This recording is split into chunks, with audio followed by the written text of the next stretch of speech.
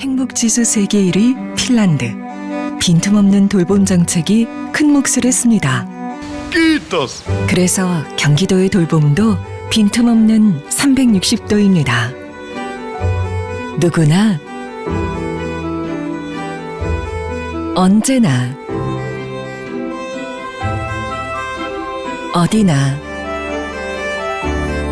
360도 돌봄, 돌봄도 경기도. 예, 시사의 맥을 콕콕 짚는 강상구 시사콕 시즌 2 33번째 시간입니다. 저희 수요일 방송에서는요, 대선 특집 심층 인터뷰를 진행하고 있습니다. 심층 인터뷰에서는 윤석열 파면 이후 다시 만날 세계, 다시 만날 한국 사회는 어떤 모습이어야 하는지 다양한 분들을 모시고 이야기를 나누고 있습니다. 강상구 시사콕 구독, 좋아요, 알림 설정 콕콕 눌러주시고요. 심층 인터뷰도 함께 해주시길 바랍니다. 자, 오늘은 차별금지법 제정연대 집행위원이신 박한희 변호사님 모셨습니다. 안녕하세요, 변호사님. 네, 안녕하세요. 네, 잘 지내셨습니까? 네. 예, 제가 이렇게 인사를 드리니까 평소에 자주 보는 사람처럼. 그래도 예, 낯이 익으시면 다 보는 거죠, 뭐. 그 전에 한 번 뵌 것 같습니다. 네, 그렇습니다. 자, 한국에서 커밍아웃한 트랜스젠더 중 최초의 변호사신가요? 맞습니까? 커밍아웃한 사람 중에서는 최초라고 예, 그렇군요. 생각해도 될 것 같아요. 네. 그리고 현재는 성소수자 차별반대 무지개행동 공동대표를 맡고 계시기도 합니다. 차별금지법 제정연대 아시는 분은 아시겠지만 네, 그렇죠. 또 혹시 모르시는 분이 계실 수 있으니까 간단히 설명을 좀 부탁드립니다. 네, 차별금지법 제정연대는 차별금지법 관심을 가지면은 알게 될 수밖에 없는 또 단체이기도 한데요. 아, 그렇습니까? 네, 모르는 분들은 차별금지법에 관심이 없는 사람들. 네, 좀 찾아보면 나옵니다. 왜냐하면 네. 모든 자료가 그쪽에 있기 때문에. 예. 전국 168개, 현재 168개 시민사회 연대체 예. 구성되어 있고요. 그러니까 예. 차별금지법 제정을 위해서 공통의 어떤 다 이제 같은 뜻을 가진 시민사회 연대체, 인권단체, 뭐 장애, 여성, 성소수자, 뭐 여러 소수단체들이 함께 모여서 차별금지법 제정을 위해서 활동하는 단체입니다. 예. 성소수자 차별반대 무지개행동 공동대표시기도 한데요. 네. 이 단체 설명 좀 부탁드립니다. 네, 성소수자 차별반대 무지개행동은 이제 성소수자 인권단체들의 연대체이기도 한데요. 예. 현재 총 49개. 49개. 49개의 성소수자 인권단체들이 이제 연합을 이뤄갖고 성소수자 인권과 관련된 뭐 법과 제도를 바꾸거나 뭐 캠페인을 하거나 이런 활동들을 하고 있고요. 제가 이번 달 1일부터 공동대표로 활동을 하게 되었습니다. 아, 이번 달 1일부터입니까? 네, 그렇습니다. 아, 언제까지시죠? 일단 3년의 임기인데 그 중에 뭐 3년입니까? 그 중에 뭐 탄핵을 안 당하면 3년까지 갈 수 있을 것 아, 같아요. 네. 3년. 3년은 너무 짧다. 대표님 3년보다 더 하셔야 될 것 같아요. 뭐 연임을 할 수 있긴 한데. 예. 3년 안에 차별금지법 한번 하시죠. 해야 된다고 생각합니다. 네. 당장 되면 좋겠는데요. 그러니까요. 네. 성소수자 인권단체가 49개면 한국에 있는 단체가 다는 아니고요. 뭐 예. 그렇지 않은 단체들도 있습니다. 뭐 아, 무지개인들 그렇습니까? 같이 안 하는 단체도 있긴 하지만 어쨌든 주요 뭐 좀 관련 영역들에서 활동을 하는 인권 단체들은 함께 하고 예. 있다고 보시면 돼요. 이게 생각보다 많구나 이렇게 보실 시청자들이 꽤 계실 것 같은데요. 네, 그렇죠. 이 49개가 예를 들면 어떤 단체들이 있습니까? 이 영역별로 다양하다고 하는 게 어떤 뜻인지 말씀 그러니까 좀 뭐 해주시죠. 가령 정체성별로 했을 때 게이 예. 단체도 있기도 하고요. 레즈비언 단체, 트랜스젠더 예. 단체, 뭐 이렇게 정체성별로 하는 단체들도 있고요. 활동에 있어서 뭐 주로 이제 법적인 활동을 하는. 저는 이제 제가 지금 본업, 그러니까 실제 이제 월급을 받고 있는 단체는 공익권 변호사 모임 희망을 만든 법이라는 예, 예. 공익변호사 단체에서 활동을 하고 예. 있습니다. 변호사 단체가 있기도 하고요. 그다음 문화운동을 하는 단체, 예. 다큐멘터리 찍거나 서울인권영화제처럼 뭐 영화 활동을 하는 단체도 있고요. 사실 꼭 성소수자 당사자 단체가 아닌 지지하는 단체들도 같이 있거든요. 아, 가령 네. 조계종 사회노동위원회 도 함께 하고 있어요. 조계종 사회노동이네요. 예, 대한불교 예. 조계종 사회노동위원회도 함께 하고 있고요. 무지개 예수라고 이제 그리스도인들의 모임이 있거든요. 거기도 또 함께 하고 있습니다. 아, 그러니까 이 49개 단체가 정체성별 단체도 있고 활동 분야 혹은 영역별 단체도 있고 네. 그리고 조계종 사회노동위원회, 무지개예수 등 이 지원하는 단체도 있고 이렇게 네. 해서 49개거든요. 그렇습니다. 네. 그 모든 단체 연합회 공동 대표다 이런 말씀이십니다. 네, 그렇습니다. 4월 1일부터 네. 포괄적 차별금지법 얘기를 좀 해보겠습니다. 이게 굉장히 오랫동안 뜨거운 이슈입니다. 한 네, 예. 엄청 됐죠. 네. 한 20년 됐나요? 한 15년 됐다고 보시면 됩니다. 15년 됐나요? 네. 15년 된 이슈 중에 그것도 이 다른 이슈도 아니고 법을 만들자는 이슈인데 법을 만들려고 하는 이슈. 그래서 국회에 올라갔다가 내려오고 올라갔다 내려오고 그렇죠. 이런 걸 한 15년 한 법이 드물지 않을까 생각되는데요. 네, 그렇죠. 구체적으로 핵심 내용이 뭡니까? 네, 뭐 이름부터 알다시피 차별을 금지하는 법입니다. 예. 네, 평등하고 차별을 금지한다는 건 우리 헌법 11조에도 이미 모든 사람은 모든 국민은 평등하다. 예. 모든 국민은 성별, 종교, 사회적 신분 등을 이유로 차별받지 아니한다. 라는 내용이 있습니다. 근데 헌법에 그렇게 차별받아서 안 된다는 선언만으로는 사실 어떤 사람이 차별을 받았을 때 우리는 헌법상 차별받았으니까 뭐 어떻게 해주세요 할 수 있는 어떤 구체적인 내용이 전혀 없거든요. 그래서 이 차별금지법을 통해서 헌법의 평등권을 구체적으로 실현하고 차별을 실제로 받은 피해자가 그럼 나는 어디에 고소를 하면 내가 구제를 받을 수 있는지, 그리고 국가는 그러면 헌법을 실현하기 위해서 헌법의 평등을 실현하기 위해서 무슨 계획들을 세워라. 뭐 5년마다 주기적으로 관련 정책을 만들고 기본 계획을 만들고 기구를 만들어라. 이런 구체적인 요구를 할 수 있는 내용을 담은 법이라고 합니다. 이게 기본법이군요, 말하자면. 네, 사실 평등기본법이라고도 불리는데요. 평등에 관한 어떤 국가의 총체적인 정책을 실현하기 위한 기본 법률이라고 보시면 됩니다. 이게 다른 분야에서도 국가가 그 분야의 이 기본법을 만든다고 하는 것은 그 분야를 총괄할 국가 기구를 어떤 식으로 만들지. 그렇죠. 그 다음에 보통 5년마다 기간을 설정해가지고 맞죠. 계획을 세우잖아요. 뭐 종합정책 계획 이런 걸 세우죠. 네. 그런 게 들어가 있는 법이네요. 네, 그런 거를 국가도 만들고 지자체도 만들고 이렇게 계획들을 세워서 어떤 실현을 하라 이런 요구도 담고 있습니다. 근데 이게 어떤 분들은 이런 질문도 하십니다. 개별법에 이 차별하지 말라는 내용이 들어있는 법이 있잖아. 근데 차별금지법이 포괄적 차별금지법이 꼭 필요한 거야? 이런 얘기도 하거든요. 네, 그렇죠. 예. 근데 이제 개별차별금지법으로 말씀드린 대로 장애인 차별금지법이 있고 남녀고용평등법이라고 이제 고용에서 성차별 방지하는 법들이 있는데요. 이 법들은 다루고 있는 어떤 분야가 딱 특정돼 있습니다. 장애인 차별금지법 장애인의 차별만 다루고 있고요. 남녀고용평등법은 고용, 그러니까 직장에서의 성차별만 다루고 있고요. 남녀고용평등법은 직장 내 성차별이 아니라 뭐 가령 프리랜서 관계에서 계약 관계에서 이제 성차별이 일어나면은 이 법으로 할 수가 없어요. 왜냐하면 프리랜서는 직장인이 아니잖아요. 그러니까 노동관계가 아니기 때문에 장애인 차별금지법은 장애인 여성이 있는데 장애인이라서 차별받으면은 장애인 차별금지법으로 이제 대응할 수 있습니다. 근데 장애인 여성이 성차별을 당하면요. 그러면은 이건 장애인 차별금지법 대상이 아니거든요. 이런 식으로 다 하나하나 끊어놓고 있고요. 만약에 그걸 대처하려고 하면은 모든 어떤 뭐 차별받는 사건마다 다 법을 만들어야 되는데 그럼 개별적 차별금지법 한 수백 개를 만들어야 되는 상황이 발생합니다.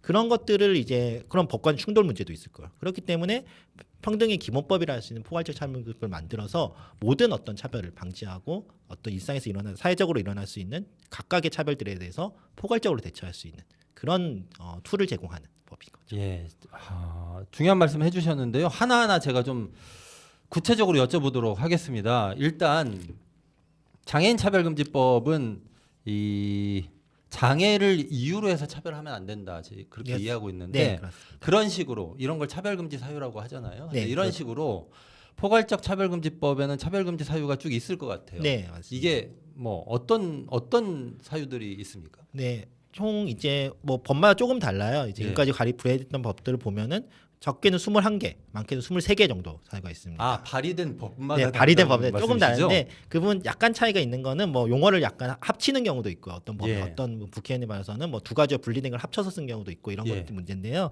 핵심적으로는 들어가 있는 거는 성별, 장애, 종교, 뭐 언어, 이주가 출신 배경, 뭐 학력, 학벌, 병력, 성적 지향, 성별 정체성. 뭐 그리고 사회적 신분, 노동 형태 뭐 이런 것들이 들어가 있습니다.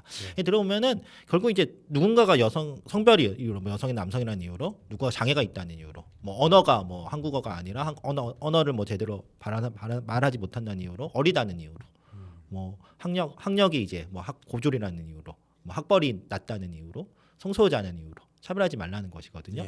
그러니까 일종의 차별금지 사유는 개인이 어떤 귀책을 완전히 돌리기 없는, 그러니까 내가 뭔가를 책임을 지고 사회적으로 책임지는 게 아니라 내가 타고난 어떤 배경, 뭐 이주 배경이나 뭐 성별, 장애, 종교 같은 거는 선천적이든 후천적이든 본인이 바꿀 수 있는 문제가 아니라 그냥 본인의 배경인 거잖아요. 그 배경을 이유로 사회적으로 배제하지 말라라는 것이 하나가 있고요. 그런 거군요. 이 체형이나 이런 것도 들어갑니까? 네, 체형, 신체 조건, 외모 이런 것들. 그런 것도 들어갑니다. 실제로 그런 차별들이 일어나기 때문이거든요. 저희도 실제로 이제 뭐 국가인권의 권고 사례나 이런 것들을 봤을 때 특별히 뭐 가령 이제 비만이라는 이유로 직장에서 괴롭힘을 당하거나 뭐 채용 같은 걸 거절당하거나 이런 일들이 전혀 이제 채용과 상관없는 어떤 직종을 하는데 그냥 비만이라는 이유로 채용 거부를 당하고 뭐 모욕적인 발언을 면접 시간에 듣기도 하고 그래서 인권위에 진정을 해서 인권위에서 이건 차별행위가 시장하라 이런 네. 것들도 있거든요. 예. 그런 것들에 대해서는 차별도 금지하고 있습니다. 국가인권위원회 법에도 있지 않아요? 비슷한 게? 네, 국가인권위법은 19개 차별금지 사유를 두고 19개 있어요. 차별금지 여기에 이제 사유요. 보통 더 많이 들어오는 게 성별 정체성과 노동 형태, 예. 고용 형태입니다. 비정규직인 거랑 그다음 성별 정체성은 트랜스젠더에 예. 대한 차별을 방지하는 걸 들어가 있고요. 예. 여기에 뭐 추가로 언어가 들어가거나 뭐 이런 뭐 빈곤, 경제적 상태 이런 것들이 들어가기도 하는데요. 법에 따라서는 네, 핵심적인 거는 어쨌든 누군가가 차별을 하는 자체를 그러니까 차별하기 위한 어떤 여러 가지 그 차별을 하는 사람들은 차별하기 위한 어떤 핑계들이 있어요. 예. 뭐 있죠. 너가 여성이라서, 너가 뭐 무능력해서, 장애라서, 너가 공부를 안 게을러서 뭐, 너가 뭐 뚱뚱해서 뭐 어디 뭐 전라도 출신이라서. 그렇죠. 여기 출신이라서 뭐 이주민이라서 이렇게 하는데 예. 이 모든 것들 하나하나가 사실 사회적으로 봤을 때는 이 사람을 차별하는 해서는 안 되는 어떤 이유들이거든요. 예. 특히 한국의 차별금지법의 특징이 외국의 지금까지 제정된 차별금지법들을 보더라도 한국의 차별금지법에는 학력 학벌을 꼭 들어가 있어요. 아, 이건 그렇군요. 2007년에 발의됐을 때부터 제정됐을 때부터 예. 그러니까 제안됐을 때부터 쭉 학력 학벌을 차별금지 사유로 두고 있는데 예. 그 이유는 한국에서 그만큼 학력 학벌 차별이 심각하기 때문이거든요. 학력 학벌. 예, 이건 진짜 여론조사 같은 거나 사람들의 차별인식 조사, 실제로 차별 경험을 보더라도 학력 학벌로 차별당했다는 것이 굉장히 많이 나옵니다. 예. 한국이 일종의 특수성인 어떤 이제 교육열이나 이런 거에 대한 학벌주의에 대한 그 특수성이 있는 것이고 그렇기 때문에 국가가 특히 더 이 부분에 대해서 신경을 써야 되는 거죠. 이 예. 차별이 일어나는 분야이기 때문에. 예. 차별 금지 사유에 대해서 말씀을 해주셨습니다. 그러니까 이 사람이 이렇다는 이유로 저렇다는 이유로 여기에 들어가는 이 사유들 네, 그렇죠. 이게 이제 국가인권위원회법에는 19개가 있는데 포괄적 차별금지법에는 법안에 따라서 21개에서 23개까지 있다. 네. 23개를 넘어가면 어떡합니까? 그 등이 있습니다. 그래서 우리가 마법에다 그 등. 마법에다 등이 그렇죠. 있죠. 예. 마법의 단어. 뭐뭐뭐뭐 해서 마지막 사회적 신분 등을 이유로 되어 있습니다. 그렇습니까? 등이 있기 때문에 언제든 사실 또 새로운 어떤 생각하지 못한 차별 금지 사유를 발견할 수 있고 예.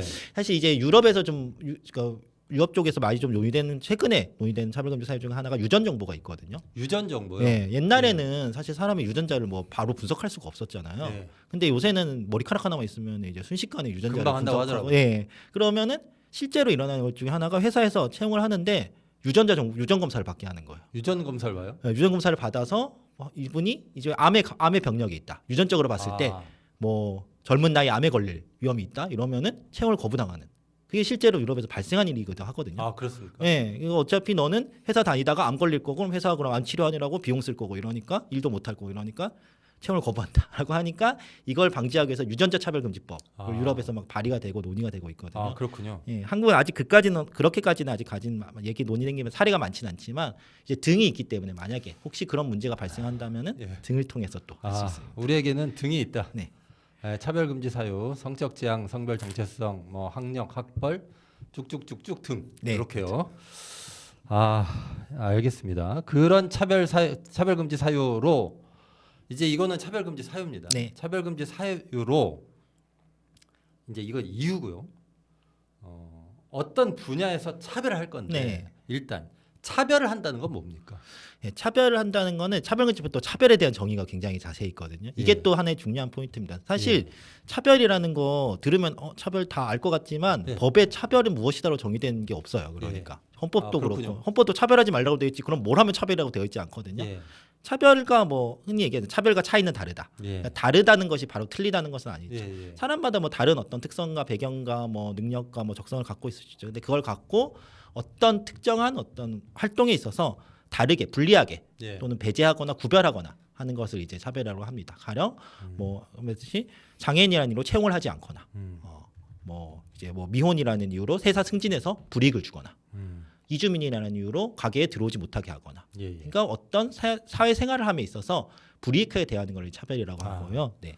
그러니까 그렇게 배제하거나 구별하거나 뭐 불이익을 주거나 요거를 이제 차별이라고 한다. 네, 그렇죠. 예, 말씀을 해주셨고 그러면 아까 개별법에서 남녀고용평등법 말씀하셨는데 장애인 차별금지는 이제 장애인이라는 이유로 차별하지 말라 이런 얘기니까 차별금지 사유에 이제 네. 와 연관된 얘기고요. 근데 남녀고용평등법 이거는 고용이라는 분야에서 차별하지 말라 이렇게 그렇죠. 이해가 돼서 예. 그거는 이제 방금 말씀드렸던 차별의 뜻 그러니까 배제하거나 구별하거나 불이익 주거나 이런 거를 고용이라는 분야에서 하지 말라 이런 얘기잖아요. 네, 그러면 맞아요. 아까 말씀하셨던 차별금지 사유 23개 더하기 등 네. 그거를 배제하거나 구별하거나 불이익을 주지 말아야 되는데 네. 어떤 분야에서 그러면 안 된다는 얘기입니다. 맞아요. 이 분야에 네. 대한 얘기를 좀. 분야도 되게 중요한 게 이걸 네. 차별금지법에 사람들 오해가 그럼 차별금지법 생기면은 뭐 집에서 첫째랑 둘째 차별하는 거 그러면 국가가 와서 이제 너 첫째 둘째 차별했으니까 이제 너 이제 잡아가는 뭐, 것인가? 처벌받아.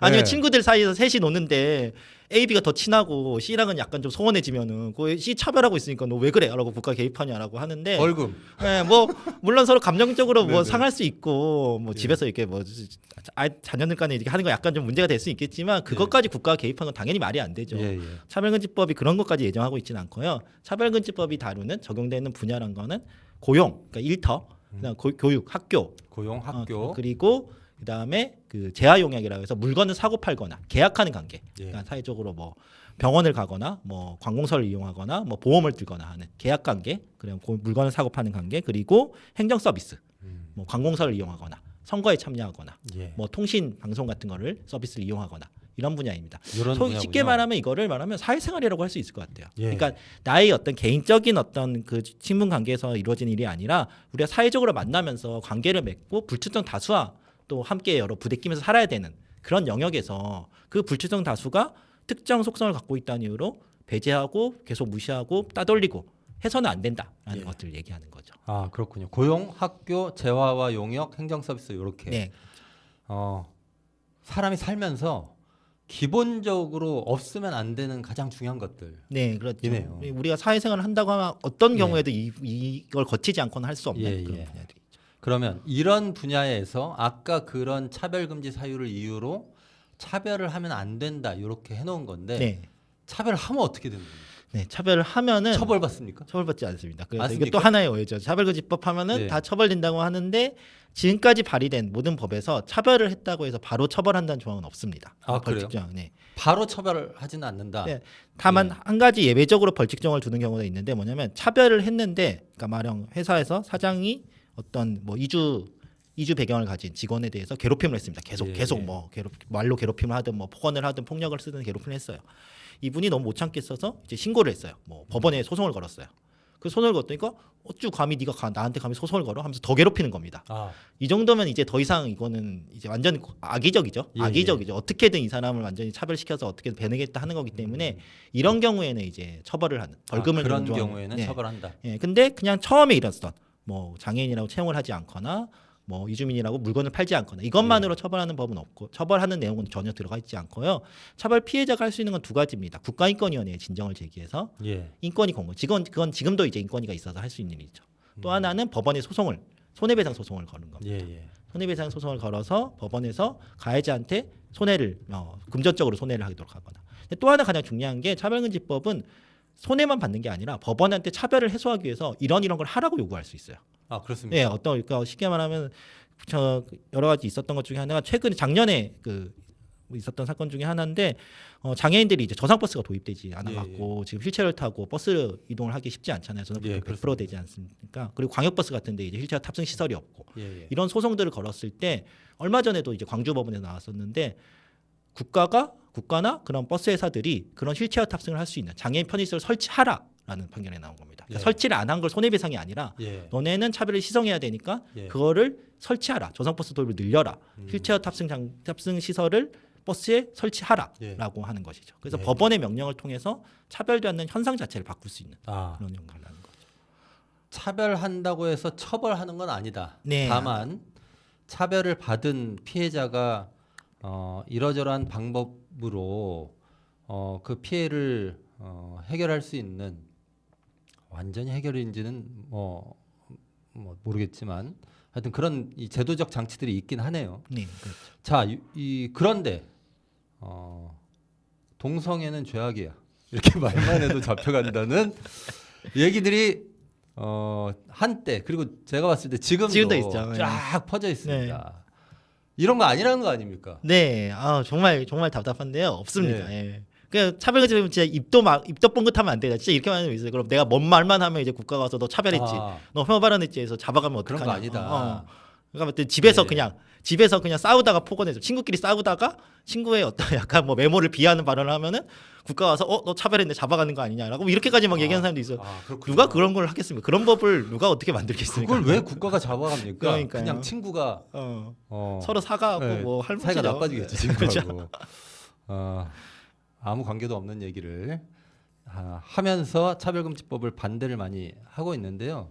근데 이 차별금지법이 제정이 되면 그런 얘기도 들었어요. 동성애가 퍼질 거야. 그렇죠. 이렇게.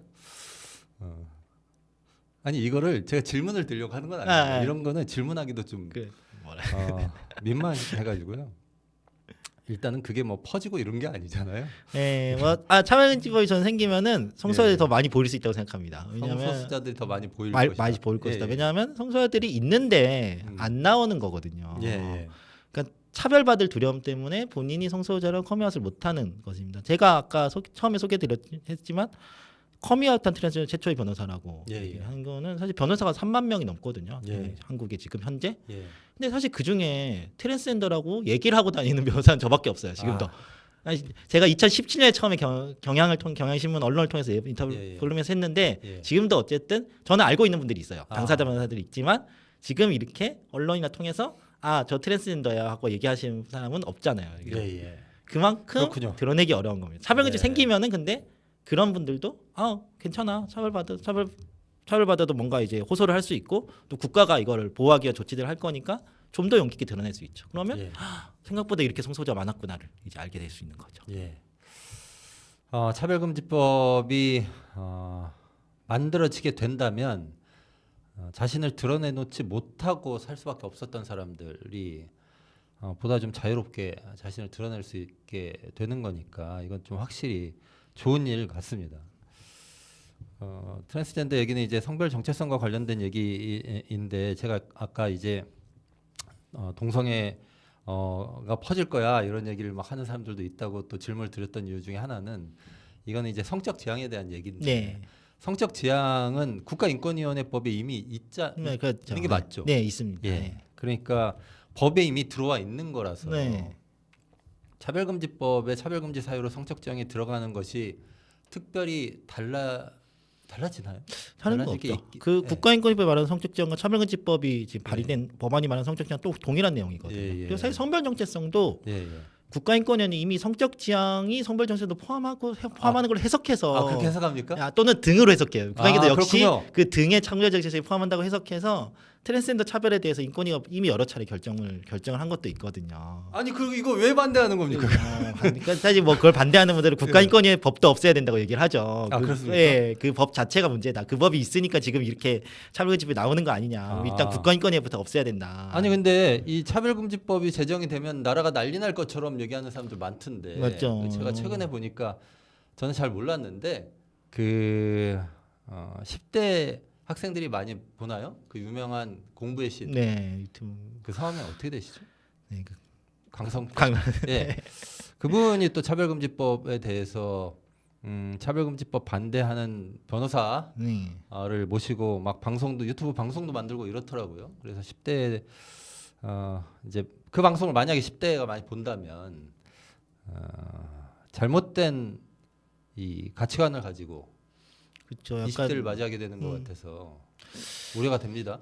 네, 그렇죠. 사실 그분 강성태 씨 같은 경우는 처음에 차별금지법을 반대한다고 올린 거는 처음에 학력 차별 문제였거든요. 학력 차별. 왜냐하면 학력 차별을 해야 된다는 거예요? 뭡니까? 그렇죠. 학력은 노력의 결과물인데, 그러니까 대접을 받아야 돼. 그러니까 좋은 학력과 좋은 학벌 가진 대접을 받아야 되는데 그걸 차별이라고 하면은 이제 노력이 이제 대접받지 못한 셈이 되지 않냐.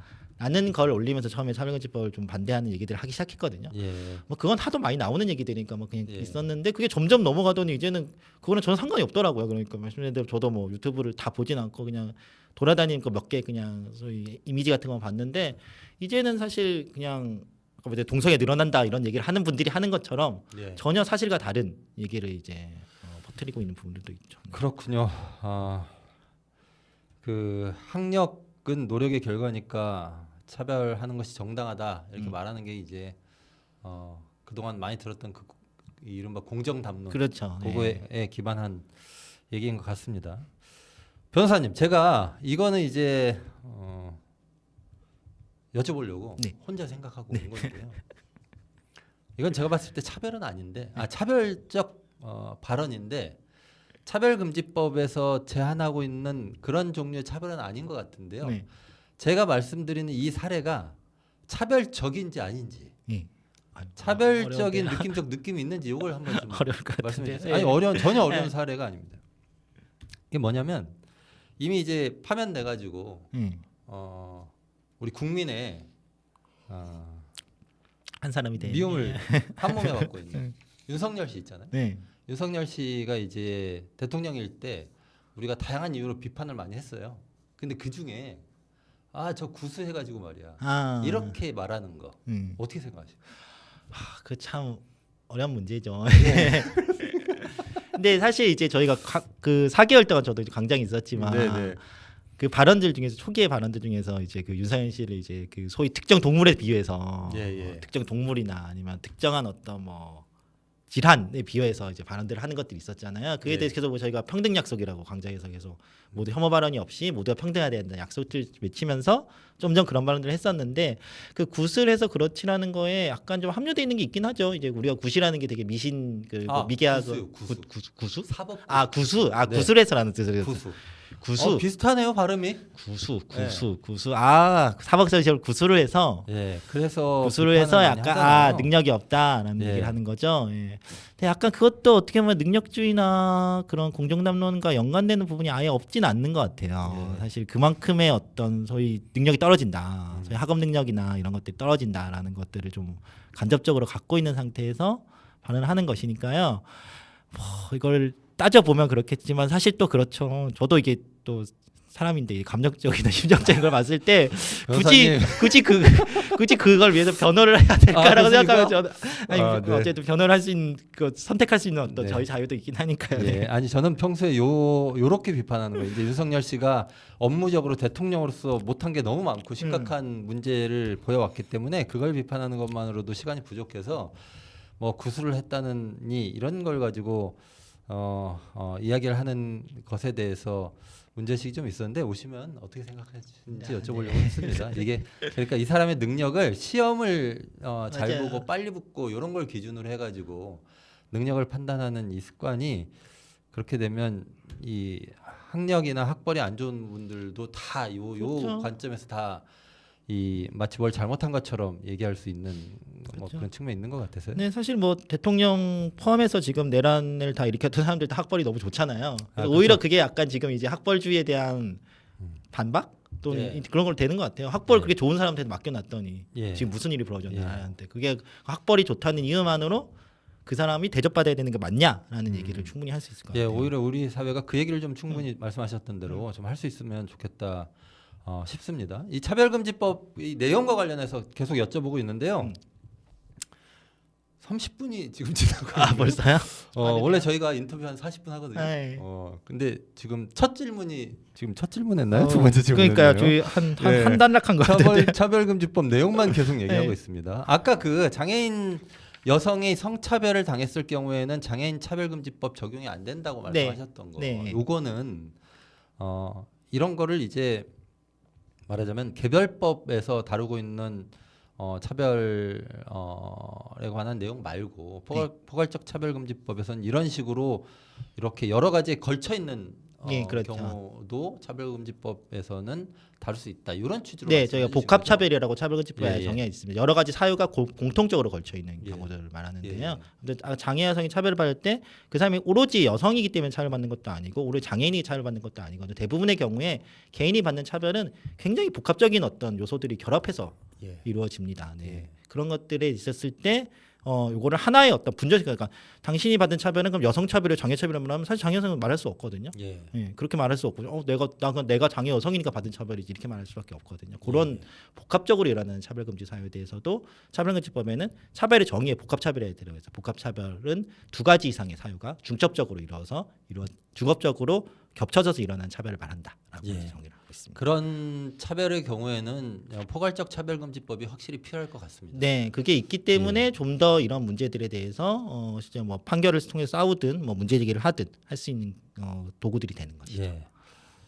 가만히 생각해 보면 예를 들어서 이 어떤 약자성이 겹쳐 있는 막 한 3개 4개 막 이렇게 겹쳐 있는 분들 그렇죠. 다양하게 네, 있잖아요. 다양하게 있죠. 굉장히 다양하게 있고 네, 장애인이고 여성인데 지역에 살면서 이주민이야. 그렇죠. 이러면 도대체 근데 이분이 당하는 차별은 차별은 뭐냐라고 무슨 하면은 법으로 해야 돼? 그렇죠. 전혀 뭐 없죠. 그럼 네. 이게 차별이 4개 있으면은 사실 이게 4개가 있다는 거 그걸 담당하는 어떤 관리 부서 다 다르다는 거거든요. 그럼 네. 이쪽에 쉽게 말해 관공서를 갔을 때 계속 돌아다니는 것처럼 갔으면 너무 피곤해. 여러분 당신은 장애 차별은 지역 차별 같은데 그럼 지역 차별 담당하는 분한테 가세요. 그래. 봤더니 이주 차별 같은데 이주 차별 담당하는 분한테 가. 계속 이렇게 돌 수 있는 사람이. 네, 그러니까요. 포괄적 차별금지법이 필요한 이유가 확실히 있는 것 같아요. 네. 예. 자, 그런데 이렇게 중요한 차별금지법이 20년 동안 국회를 통과하지 못했습니다. 왜 그런 겁니까? 저는 참 답답한 예. 사실 차별금지 제도연대가 정말 많은 그 투쟁을 했거든요. 제정을 위해서. 제가 2022년에 단식 투쟁도 했었습니다. 40일이 넘게 이제 그 국회 앞에서 농성장을 차리고 예. 차별금지 제정연대 이제 대표인 이종걸 활동가와 집행위원장인 미류 활동가가 예, 활동가 기억이 둘이 예. 단식 농성을 했었어요. 그때 막 이제 뭐 정치인도 찾아오고 또 예. 했었고요. 예, 심지어 저희가 그때 윤석열 대통령이 취임하는 그날에도 단식 농성을 지키고 있었거든요. 그렇군요. 딱 국회에서 취임식을 하는 날에도 예. 그 경호과에서 이걸 천막 철거하려고 했었는데 예. 사람들이 모여서 버텼어요. 그걸 예, 버텨갖고 그 앞에서 이제 농성을 하고 했었는데 사실 저는 시민사회와 그걸 요구하는 활동가들이 할 걸 다 했다고 생각합니다. 결국 네, 이제 네. 국회의 몫인데요. 국회가 이걸 받아갖고 참여의제 발의하고 논의하고 만들면 되는 것인데 항상 뭔가 발의는 어떻게 되긴 하지만 구체적인 논의 테이블에 올라가지 못한 상태로 예. 이제 그냥 폐기가 되고 있어요. 네. 참 안타까운 일이죠. 이게 근본적인 이유가 뭐라고 보십니까? 일단은 요 가장 뭐 표면적으로 드러나는 어떤 반대 세력들이 있습니다. 바로 보수 개신교 보수 개신교. 단체로 분류되는 그 반동성애 성소유자를 이유로 반대하고 처음부터 사회복지 제정 논의가 됐을 때부터 성적지향 성별정책을 빼라고 요구하면서 차별금지를 반대하는 분들이 예. 있었고, 근데 사실 저는 계속 이해가 안 되는 거는 이 소위 어쨌든 우리가 뭐 민주 진보 또는 뭐 좀 더 이제 좀 진보적인 가치를 지향한다는 어떤 정치인들 봤을 때 예. 이분들은 사실 그 보수 개신교 분들로부터 표를 받거나 이럴 가능성이 별로 없거든요. 그 사람들은 사실 소위 말하는 그 조금이라도 왼쪽에 있는 사람들 다 반대를 하는 사람들이기 때문에 예, 예. 그래서 아니 그냥 국민의힘 찍을 거 아닙니까? 같은 정치 세력으로 지금 같이 할 것이 아닌데도 예. 항상 그분들의 눈치를 약간 보더라고요. 이게 약간 민주당도 눈치를 봅니까? 민주당도 좀 많이 좀 보는 부분들이 있고요. 아, 그렇습니까? 근데 조금 이제 바뀐 부분들이 있긴 해요. 조금씩 바뀌는 부분들이 있고 특히 최근에 저는 어쨌든 이 극우 세력의 폭동, 뭐 서부지법의 폭동부터 시작해서 정강훈이나 뭐 손현보 목사 이런 사람들이 났을 때 그 사람들이 결국은 다 참여제 반대하는 사람들이었거든요. 그 사람이 그 사람. 그 사람입니다. 네. 특히 이제 세이브 코리아라고 거기를 이끌었던 손현보 목사, 예, 예. 이제 여의도파죠. 소위 여의도파의 예. 손현보 목사가 딱 탄핵되고 나서 인터뷰하면서 얘기한 게 탄핵 결정을 승복한다. 집회를 그만하겠다. 예. 하지만 민주당이 차별금지법을 제정하려고 하면 나는 다시 돌아올 것이다. 아, 그렇습니까? 그러니까 탄핵과 차별금지법을 연관시켜서 한다는 것 자체가 이 사람들이 그만큼 차별금지법 반대로 뭉쳤던 사람들이 예. 극우폭동도 하고 내란도 종조하고 이렇다는 걸 보여주는 거고 그러면 예, 예. 저는 더 이상 이 사람들과 어떤 계속 눈치를 봐야 되는 상황이 아니라 딱 선을 긋고 단행의 선을 긋고 오히려 그 사람들이 그렇게 얘기를 하기 때문에 차별금지법을 제정해서 이런 혐오와 차별로 이 사람들이 세력을 모으지 못하게 만들어야 된다고 생각하고 저는 어쨌든 광장에서 지금 민주당도 계속 같이 어쨌든 광장에 있었을 때 같이 싸웠던 어떤 사람들이기도 하고 함께 선언을 하기도 했었거든요. 혐오 차별을 예. 없애고 혐오 정치를 끝내겠다는 선언을 했기 네. 때문에 저는 이번에는 정말로 좀 민주당도 그렇고 모든 어떤 뭐 국힘을 빼온 모든 정당들이 자기의 역할을 좀 다 해줄 거라고 좀 기대를 하고 있습니다. 네. 이번에는 가능성이 있다고 보시는 거네요. 네, 저는 새로운 어떤 뭐 새 정부가 만들어지고 예. 새로운 민주주의가 만들어지면 어쨌든 광장에서 끝없이 들려왔던 게 저도 차별금지법이 계속 끝없이 그러니까요. 성소대리 커뮤니티를 계속했고 예. 계속 평등하고 존엄한 사회 만들어야 된다. 윤석열 이후에 다시 돌아가서는 안 된다. 우리는 모두가 평등하고 차별 없는 사회를 만들어야 된다라는 것들이 시민들이 계속 얘기를 했거든요. 정치인도 저는 그걸 들었다고 생각해요. 예. 그걸 전혀 듣고 그냥 흘려들었을까 아니고 함께 느꼈을 거라고 생각합니다. 그러면은 저는 그래도 함께 얘기할 수 있는 어떤 그 기회는 됐다고 생각하고 뭐 앞으로 뭐 어떻게 될지 모르죠. 당연히 모르는 길이지만 함께 만들어 나가기 위해서 더 많은 투쟁을 하려고 생각하고 있습니다. 차지하고 그 광장에서 네. 초반에 내란 세력을 척결하고 네. 윤석열을 탄핵을 시켜야 되는데 뭐 다른 얘기를 많이 하네요. 이런 그 의견들도 있지 않았습니까?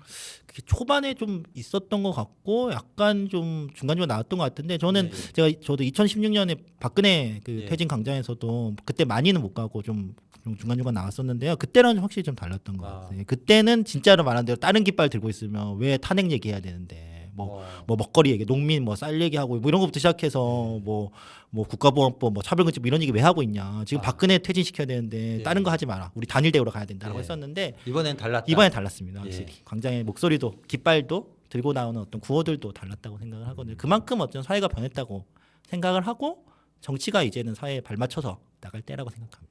그럼 정치가 광장의 목소리를 제대로 반영을 하려면 차별금지법을 통과시켜야 되겠네요. 네, 차별금지법 하나도 못 만들면 저는 예. 윤석열을 쫓아내고 이 새로운 민주주의를 지켜낸 이 사회에서 예. 다시 새롭게 만드는 정부에서 차별금지법 하나도 통과시키지 못한다면은 저는 이거는 좀 굉장히 심각한 문제가 있다고 생각하고 예. 이거는 이에 대한 책임은 또 시대적인 책임은 또 정치권이 져야 될 문제이기 때문에 예. 저는 꼭 이걸 만들어야 된다 생각합니다. 차별금지법 제정 여부가 새로운 정부가 광장의 목소리를 제대로 자기 정책에 반영하는지를 네, 그렇죠. 가르는 시금석 같은 역할을 할 것 같습니다. 말씀을 들어보니까요.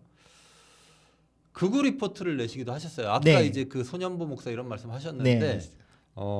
차별금지법 제정연대가 내신 거죠? 네, 차별금지연대와 무지개행동이 공동으로 같이 내신 공동으로 제작을 해서. 그러면 그러면 변호사님이 양쪽에 다 걸쳐 계시니까 네, 저도 뭐 집필 변호사님이 중입니다. 내신 겁니까 혹시? 저도 집필 중에 한 명이긴 하고 그렇습니까? 꼭지를 나눠 갖고 저희가 작성을 예. 해갖고 같은 집필팀입니다. 네. 예. 어떤 내용입니까?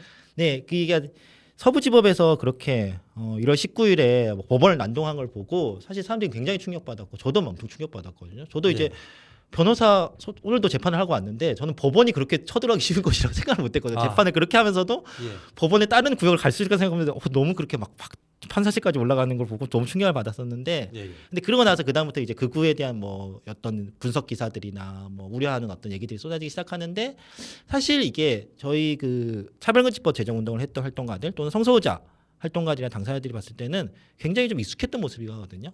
이 사람들이 하는 모습, 폭력성이나 이런 것들이 키워드 축제를 하면은 반대 단체를 한다고 하면서 이제 난입을 하고 뭐 가령 깃발을 뺏기도 하고 실제로 사람들 피켓을 막 때리기도 하고 막 욕설을 하기도 하는 모습들이 그 폭력성이 굉장히 나디었고 실제로 그걸 주도했던 사람들 중에서는 마찬가지로 키워드 축제 반대, 차별금지 반대를 해왔던 사람들이 굉장히 많은 어떤 뭐 정광훈 같은 어떤 그 우두머리를 포함해서 뭐 실제로 이제 그 실행에 나갔던 사람들 중에도 그런 사람들이 있었기 때문에 이거를 그러면은 이 극우 단체들이 갑자기 튀어나온 게 아니다. 결국은 계속 20년 동안 차별금지를 반대하고 성소유자를 반대하면서 계속 세력을 불리고 몸집을 불려왔고 그 사람들이 이제는 더 이상 걷잡을 수 없는 이제는 더 이상 방치해서는 안 되는 민주주의 위협이 됐다는 거를 좀 더 정밀하게 분석한 보고서가 필요하겠다라고 생각을 해서 저희가 약간 사실 되게 바쁜 과정에도 그때 막 계속 이제 어쨌든 주말 집회를 나와야 되고 강제에 나와 있어야 하는 과정에도 이거는 꼭 내야 될 것 같다 하는 생각으로 좀 가능한 사람들이 여력을 모아갖고 리포트를 발간했습니다. 성소수자를 공격하고 차별금지법에 반대하면서 이 사람들이 자기 세력을 불려왔고 그것이 이번에 이제 극우 세력의 준동으로 이어진 것이다. 라고 말씀을 해주셨습니다. 이게 우리나라만 그런가요? 사실 극우는 전 세계적인 현상이죠. 예. 뭐 트럼피즘도 그렇고 뭐 브라질의 보소나루 대통령도 있고 유럽에서의 극우에 대해서 뭐 극우 정당이 지금 큰 뭐 영향을 받기 시작한다든가 득표를 얻는다든가 또 극우 뭐 집회가 한다든가 굉장히 뭐 전 세계적인 영향력이고 한국도 거기에 뭐 하나의 그냥 축이라고도 볼 수 있긴 한데 근데 한국 극우랑 약간 미국이나 유럽과 좀 다른 점은 어쨌든 미국과 유럽에서 많이 나오는 거 이주민에 대한 배척, 난민, 이주민에 대한 배척입니다. 뭐 무슬림으로 대표되죠. 무슬림이나 난민을 받지 말아라라는 걸로 그 사람들이 세력을 불리고 주장들을 불리는 것인데 한국도 당연히 그 이주 난민에 대한 혐오는 있어요. 얼마 전에 건대 그 양꼬치거리 예. 거기에서 이제 그 그래요? 극우 세력들이 집회를 했더라고요. 반중 집회를 아니 왜 했더라고요. 거기 가가지고 그러고 있습니까? 너무 약간 그게 사실 일본에서 이제 제트케가 한일 그러니까 예. 제일 한국인 타원에 가갖고 막 예. 이제 혐한 집회했던 그런 양상을 보이긴 했었는데 근데 한편으로 한국 극우는 아까시피 굉장히 그 축이 되는 세력 중에 하나가 종교단체가 예. 그 보수 개신교단체 예, 종교단체가 예. 끌어 있고 이 사람들의 주된 레퍼토리는 이제 성소유자 그리고 여성 혐오, 페미니스트 혐오 예. 이런 것들이 이제 섞여 있기 때문에 사실 이제 이주민만이 아니라 성소유자 여성 혐오를 같이 얘기한다는 것이 예, 예. 특징이고 이 사람들이 만든 그 일종의 어떤 역사에 남은 용어가 있어요. 종북게이라는 말을 만들었거든요. 예. 아니 저도 들었는데 네. 정말 한 아, 2007년인가 고민 많이 했다 2008년쯤에 싶더라고요. 종북게이라고 해서 동성애와 반공을 섞었고 실제로 근데 그 그러더라고요. 그 얼마 전에 한 며칠 전도 그랬어요. 기자회견을 하는데 그 이제 탄핵되고 나서 기자회견을 하는데 이제 약간 그죠. 그때 언제였더라? 윤석열 그 내란 재판이 시작되는 네, 날에 예. 법원 앞에서 기자회견을 하는데 무죄 깃발 들고 있으니까 거기 반대하시는 분들이 반대 유튜버들이 막 있었어요. 몰려서 하는데 하는 네. 말이 무죄 보고 자 빨갱이야 빨갱이 무죄 보고 저거 아. 빨갱이 이러는 거. 이제 무죄 깃발을 보고 저 사람들이 생각하는 거는 성소유자 키워복지가 아닌 거예요. 빨갱인 거예요. 저게. 그래서 왜 그렇군요. 무지개가 빨갱이의 상징이 됐을까 이런 네. 생각을 하게 되는데 큰일 하신 것 같아요. 네 그렇습니다. 어쨌든 이걸 계속 연관 지었죠. 이게 성소유자와 반공주의 뭐 이주민 혐오 이런 것들이 연관 지어지고 계속 엮이고 있다는 거 이게 이제 한국의 특징인 것 같아요. 네. 이게 극우 극단주의 세력이 법치주의나 헌법질서를 거부하고 그다음에 이제 말씀하셨던 대로 쭉 살펴보면 평등을 거부합니다. 네 그렇죠. 예. 그러면서 힘센 자들 추종하고 약자를 공격하고 이런 특징이 있는데 지난 뭐 10여 년간은 계속 이제 페미니스트들 여성 그리고 성소수자에 대해서 그와 같은 방식의 행위를 보여왔고 이게 이제 이번에 윤석열 씨가 불법적 비상겸을 하면서 다 전면에 이제 올라온 그렇죠. 이제 네, 다 완전히 그냥 들켰어. 수면에 들어왔죠 이 예, 사람들이. 예. 이런 내용 가지고 거리 강연도 하셨습니까? 네, 저희가 그때 이제 비상행동에서 계속 그 집회를 하고 그 농성을 했잖아요. 광화문 앞에서 예. 광화문 때문에 농성장을 차려갖고 정확하게 날짜였는데 어제 하루 이제 수요일 잡아 시민 총파업을 해서 그냥 민주주의 수호를 위해서 시민들이 함께 나와서 이제 이 광장을 농성장을 같이 지키자라는 하루의 프로그램 했었는데 그 중에 한 프로그램으로 이걸 갖고 이 리포트를 갖고 거리 강연을 했었습니다. 네. 시민들 반응이 어땠습니까? 전 아주 좋았다고 아주 좋았죠. 저희 자아자체일지 모르겠지만 아. 굉장히 신선한 반응을 줬다고 생각하는데 사실 이게 요게 끝나고 나서도 지금도 약간 이 리포트를 갖고 지역에서 약간 같이 얘기 나누고 싶다고 좀 요청이 들어오기도 하거든요. 그렇습니까? 그래서 다음 주에도 이제 부산에서 부산의 차별금지법 제정연대 또 부산 차별금지법 제정연대 있거든요. 그렇군요. 부산에 차별금지법하는 활동가들이 이제 5월 중순쯤에 이제 이걸 갖고 같이 얘기해 보자고 해갖고 또 내려가기도 하고요. 어쨌든 이런 식의 분석들이 어떻게 보면 되게 이게 사실 아까 성소유자 활동가 되게 익숙한 문제이기도 하거든요. 네. 차별금지법 성소유자 활동가 되는 너무 그래서 약간 보고 저는 약간 쓰면서도 이거 약간 뻔한 얘기야 다 아는 얘기 아니야? 이런 생각하기도 했거든요. 예. 이거 맨날 10년 동안 보던 얘기를 이렇게 써도 되나 했는데 어떤 분들한테 이렇게 생각을 못했다는 얘기가 되는 것 그렇군요. 같아요. 이 사람들이 계보가 이렇게 되는구나를 생각하는 계기가 되기도 하고요. 그럼 어떻게 해야 되는구나를 논의할 수 있는 어떤 기회가 되는 것도 같습니다. 극우 리포트 어디서 구할 수 있습니까? 예, 그 차별금지법 제정연대나 홈페이지 무지개행동 가면 홈페이지 됩니까? 가면 있습니다. 그냥 무료로 무료로 다운받으면 됩니다. 예, 무료로 PDF 다 공개되어 있습니다. 그렇군요. 우리 시청자 여러분 많이 다운 받아보십시오. 뻔한 내용이 아닙니다. 자, 저도 꼭 다운 받아서 보도록 하겠습니다. 자, 부산 잘 다녀오시고요. 네. 다음 정부에서 꼭 이제 이 차별금지법이 통과되기를 다음 정부 그리고 이번 국회죠. 이번 그렇죠. 국회에서 이번 국회죠. 이제는 차별금지법을 이 정치인들이 정치적으로 결단을 하면 국민의힘을 제외한 나머지 당들이 결단을 하면 통과가 전혀 어렵지 않고 그 다음에 대통령이 거부권을 행사하지도 않을 거 아닙니까? 그렇죠. 예. 이걸로 거부권을 할 일은 없죠, 당연히. 예. 그러니까 6월 3일 대선 이후에 차별금지법이 처리가 안 되면 그건 정말 문제죠. 네, 사실 아무 하려고 하면 걸림돌이 없어요. 그렇죠. 네, 그런데도 안 하는 거면 누가 이제 걸림돌인가 다시 확인을 해야 된 상황이 될 텐데 그런 일이 정말 없기를 바라겠습니다. 그 대선 후보로 나온 유력 후보들은 차별금지법에 대해서 일단 그냥 제가 여쭤볼게요. 네. 이재명 후보는 차별금지법에 대한 입장을 밝혔나요? 사실 되게 네. 여러 얘기들을 해갖고요. 약간 좀 조금씩 말이 바뀌기도 하는데요. 뭐 예. 예전에 이제 후보 시절에는 참여금 동의한다고 얘기도 했었거든요. 예, 그러니까 예. 이 대선 후보 그 전 대선 지지난 대선이었나요? 그러니까 경선, 그러니까 문재인 전 대통령과 그때 이제 경선 때 다툴 때도 예. 다툴 때는 차별금지법 관련해서 충분히 공감하고 예. 이거에 대해 필요성 이해한다 얘기를 했었고요. 그 전 대선 이제 예. 윤석열과 하기던 대선 앞두고는 사실 여기에 명시적으로 막 얘기를 하진 않았지만 뭐 그러면서 어쨌든 뭐 젠더 정책에 대해서 어느 정도 소신을 밝힌다든가 뭐 이런 얘기를 했잖아요. 예. 그래서 저는 뭐 차별금지법에 대해서 원론적으로 반대하지는 않을 거라 생각합니다. 지금까지 그 예. 후보 이재명가 밝힌 어떤 일을 봤을 때 물론 그 어떤 계산들을 할 수는 있겠죠. 그거는 뭐 정치적인 계산이라고 불리는 뭘 할 수 있겠지만 원론적으로 이걸 당연히 반대할 이유는 없다고 생각하고요. 예. 특히 이재명 후보가 지금 이제 내는 게 이제 먹사님 잘사니즘이잖아요. 예, 이제 그렇죠. 국민이라는 게. 근데 잘 살기 위해서도 저는 평등해야 된다고 생각하거든요. 사람이 잘 산다는 게 그냥 물질적으로 풍요하고 뭐 그냥 굶지 않고 하는 것이 아니잖아요. 그렇죠. 누군가한테 차별받고 누군가한테 무시받고 모욕받고 하면 그건 도저히 아무리 돈이 많아도 내가 그냥 무시받는 삶을 산다는 건 잘 사는 사람이 아니죠. 그렇기 때문에 그러니까요. 저는 평등하게 잘 살기 위해서도 평등해야 된다. 이런 얘기들을 좀 잘 전달을 하려고 하겠습니다. 안 그래도 저희 내일 저희 무지개행동에서도 대선 정책 요구안, 그러니까 성소유자 그렇습니까? 정책 요구안을 발표하는 기자회견을 이제 세종문화회관 앞에 진행을 하거든요. 그걸 예, 하고 이게 전달하려고 당들도 합니다. 이제 찾아다니십니까? 네, 당들도 이제 좀 찾아가고 뭐 예. 정책 질의서 만들어 전달하고 뭐 필요하면 협약식 같은 거 하고 좀 얘기를 하려고 하고 뭐 저희 성소유자 운동에서도 요구안의 어떤 첫 번째는 당연히 차별금지법. 예. 소득이 있어도 차별받으면 인간답게 살기 힘들고요. 그리고 반대로 차별받는 많은 분들은 실제로 소득이 낮기도 하고 그리고 심지어는 건강에도 문제가 있는 경우가 많다는 연구들이 네, 맞죠. 최근엔 많이 있더라고요.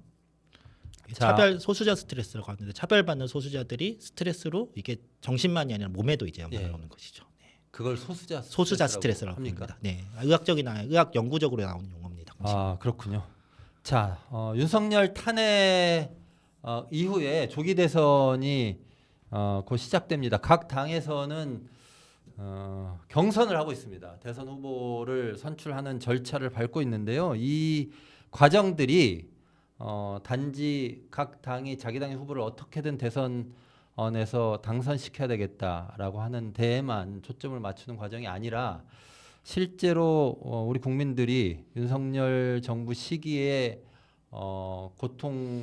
받았던 그 고통들을 좀 떨쳐내고 새롭게 차별받지 않고 인간답게 살 수 있는 그런 시간을 만드는 것과 연관이 좀 됐으면 좋겠다. 이 각 당들에서 그런 고민을 좀 했으면 좋겠다 말씀을 드리고 특히나 광장의 목소리가 반드시 이 각 당의 대선 후보들의 정책 공약으로 국민의힘 빼고 네, 반영돼야 된다 이렇게 믿고요.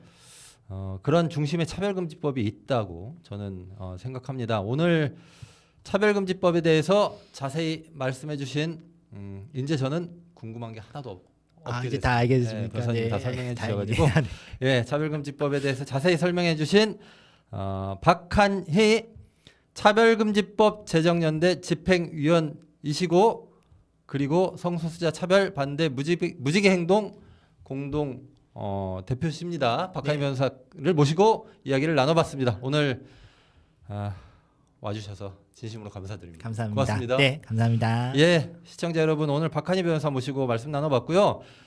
내일 저희는 뵙겠는데 그 다음 날 금요일 날 오후 1시에도 방송을 합니다. 그때는 라이브로 진행합니다. 금요일 오후 1시에 사회대전환 연대회의 대선 경선 후보 권영국 정의당 대표와 한상균 노동자계급정당 추진위원회 대표의 토론회가 있습니다. 많은 시청 부탁드리고요. 알림 설정 하시면 본방 사수하실 수 있습니다. 강상구 시사콕 구독, 좋아요, 알림 설정 부탁드리면서 오늘 33번째네요. 33번째 방송 대선 특집 심층 인터뷰 이것으로 마치겠습니다. 고맙습니다.